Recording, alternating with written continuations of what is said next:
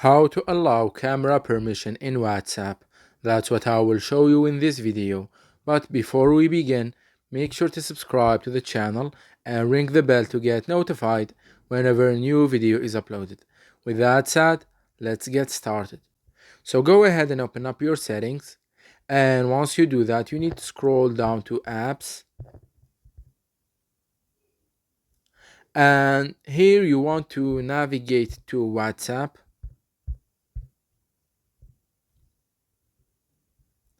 Then click on permissions from the privacy section. And here, as you can see, the camera feature or option is located on the not allowed permissions section. Go ahead and click on it. And you will land on this page right here, in which you will be able to allow the camera access for WhatsApp app by using one of these two options, as you can see, depending on which option suits you the best. And once you do that and you go back, you will see that the camera option or feature has been moved to the allowed permissions section, which means that you have enabled the camera access for the WhatsApp. It's that easy and simple.